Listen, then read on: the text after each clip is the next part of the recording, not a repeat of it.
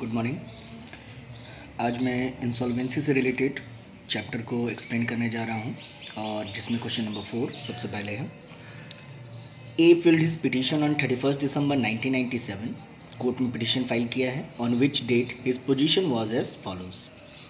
Book dates में good जिसे पैसा मिलेगा ही मिलेगा 20,000, डॉटफुल 6,000 है जिसमें एस्टिमेटेड टू प्रोड्यूस 2,000 है, यानी कि 6,000 डॉटफुल है जिसमें से केवल 2,000 मिलेगा।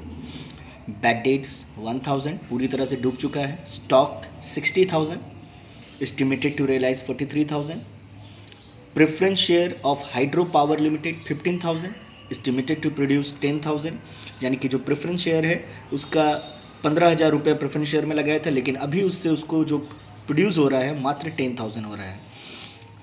Equity share 5,000, estimated to produce 2,000। Cash at bank 500, bill receivable 1,000।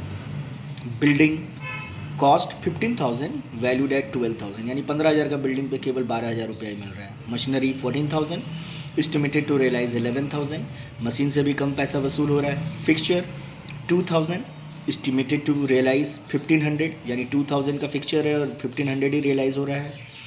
Debenture in a company cost 6,250, estimated to realize 5,000, यानी कि डिबेंचर से भी उसका जितना पैसा लगाया था उससे कम वैल्यू रिसीव हो रहा है। Sundry creditor 60,000, bills payable 15,000, creditor partly secured by lien as share 40,000, यानी क्रेडिटर जो पार्टली सिक्योर है वो शेयर के ऊपर, यानी कि क्रेडिटर का अमाउंट है 40,000 जिस पे शेयर को मॉर्गेज किया हुआ है। लैंडलॉर्ड का rent 100। Liabilities for bill receivable discounted, bill discount कराया था डेटर 7,000 का जिसमें एस्टिमेटेड टू रैंक 3,500, यानी कि 3,500 का उसका लाइबिलिटीज़ अभी बनता है। मॉर्गेज ऑन बिल्डिंग 10,100, बिल्डिंग के ऊपर 10,100 का मॉर्गेज है, यानी कि ये आपका फुल्ली सिक्योर क्रेडिटर में आएगा क्योंकि बिल्डिंग से जो रियलाइज़ हो रहा है वो 12,000 रियलाइज़ हो रहा है, जबकि उस पर लोन लिया गया है 10,100। Creditor for rates taxes wages salary 2,900। Then on 1 January 1993 he had a capital of rupees 50,000. The business resulted in a profit of 10,000, 4,500 and 3,000 in the year of 1993, 1994, 1995, यानी 3 साल में वो कंटिन्यू प्रॉफिट किया। And a loss of rupees 2,000 and 7,500 1996, 1997, और 2 सालों में उसका loss हो रहा है। After allowing 2,500 for interest on capital each year, यानी 5 साल में उसको 2,500 करके 5 साल का इंटरेस्ट मिलेगा 12,500 रुपये, 12,500 रुपये, यानी कि 12,500 rupees. The withdrawal amount to 35,850, यानी उसका ड्राइंग है, पूरे 5 साल का ड्राइंग है 35,850 during the period. Losses were incurred through batting, stock exchange transaction and speculation 1,000, 11,000 और 5,000, यानी कि बेटिंग यानी सट्टा लगाया, जुआ लगाया, स्टॉक एक्सचेंज में इस तरह का लॉसेज उसको बिजनेसमैन को लगा 1,000, 11,000 और 5,000 का। Prepare statement of affairs and deficiency account. शुरू करते हैं इसका सॉल्यूशन। Question number 4। तो ये है क्वेश्चन नंबर 4। सबसे पहले स्टार्ट करते हैं लाइबिलिटी साइड से। फॉर्मेट को एक बार देख लें।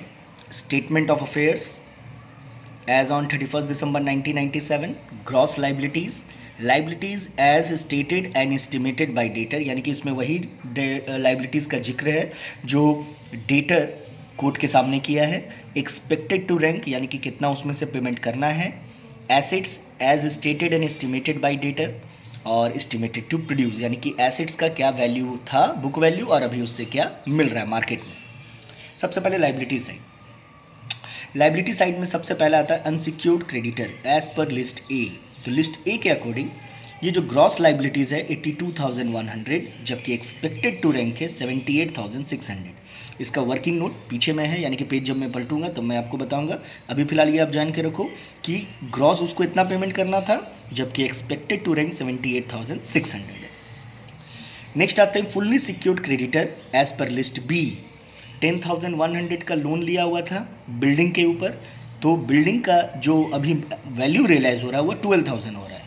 तो 10,100 और 12,000 से 10,100 माइनस किए, अभी भी मेरे पास सरप्लस बच रहा है, इसके लिए लिखते surplus as per Contra.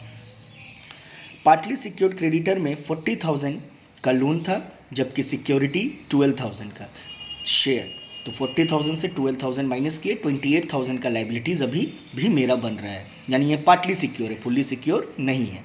Fully secure कभी भी आउटर कॉलम में नहीं लिखा जाता है, but partly secure outer column में लिखा जाता है। देन आते हैं प्रेफरेंशियल क्रेडिटर। प्रेफरेंशियल क्रेडिटर में क्वेश्चन में क्लियर बोला हुआ था कि 2,900 का ही आपका ये बन रहा है, जिसमें रेट्स, टैक्सेस, वेजेस और सैलरी सब मिला के 2,900 है, इसलिए इसका वर्किंग का ज़रूरत नहीं है।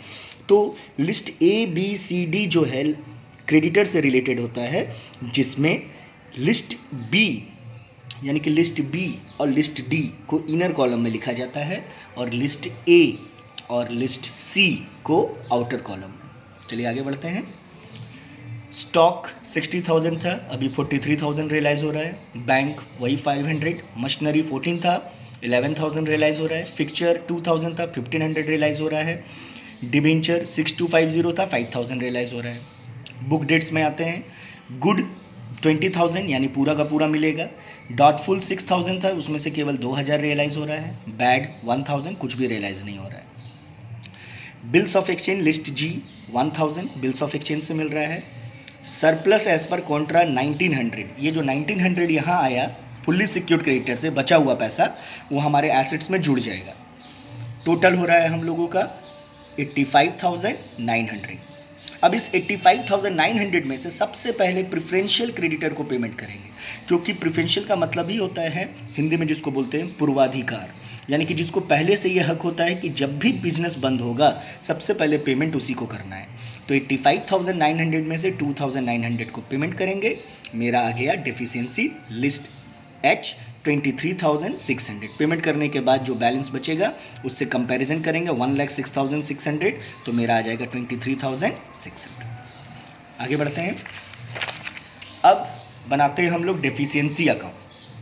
डेफिशिएंसी अकाउंट में पर्टिकुलर अमाउंट डेबिट साइड में वही आइटम आएगा जो एक बिजनेसमैन को बेनिफिट दिलवा रहा है, जैसे कि कैपिटल 50,000, प्रॉफिट 3 साल का 10,000, 4,500 और 3,000 17,500, इंटरेस्ट ऑन कैपिटल 2,500 इंटू 5 साल का इंटरेस्ट 12,500, और ये जो डेफिशिएंसी जो अब उसको भरना नहीं पड़ेगा कोर्ट के अकॉर्डिंग, अब उसको इंसॉल्वेंट घोषित करने के बाद इतना पैसा अब उससे कोई लेगा नहीं, तो ये उसके लिए बेनिफिट हो गया deficiency 23,600।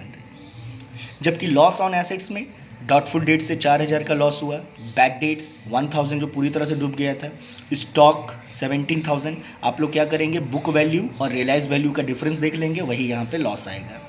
Building 3,000, machinery 3,000, fixture 500, debenture 6,250 था, 5,000 रियलाइज हो रहा है तो 1,250 का लॉस हो गया। Drawing 35,850, loss 2,000 plus 7,500 9,500। Loss on bill discounted में लॉस हुआ 3,500 का, और losses through batting, stock exchange और स्पेकुलेशन 1,000, 11,000 और 5,000। जब इस डेफिशिएंसी अकाउंट का हम लोग टोटल करते हैं तो ये टैली करता है 1,03,600, 1,03,600। अब हम लोग बात करते हैं वर्किंग नोट का, जो मैंने बोला था कि पीछे में दिया हुआ है। देखिए, अनसिक्योर्ड क्रेडिटर में ग्रॉस और एक्सपेक्टेड निकाला जाता है, यानी कि कितना करना है और अभी कितना करेंगे। क्रेडिटर 60,000 यानी कि ग्रॉस और एक्सपेक्टेड दोनों सेम है। बिल्स पेबल 15,000 ग्रॉस और एक्सपेक्टेड दोनों सेम है। लेकिन बिल डिस्काउंटेड में जब डिस्काउंट कराए थे तब मेरा लाइबिलिटी 7,000 का बनता था और अभी एक्सपेक्टेड में 3,500, तो ग्रॉस हुआ 82,000 जबकि एक्सपेक्टेड हुआ 78,500। तो ये था मेरा question number 4 insolvency account. Thank you.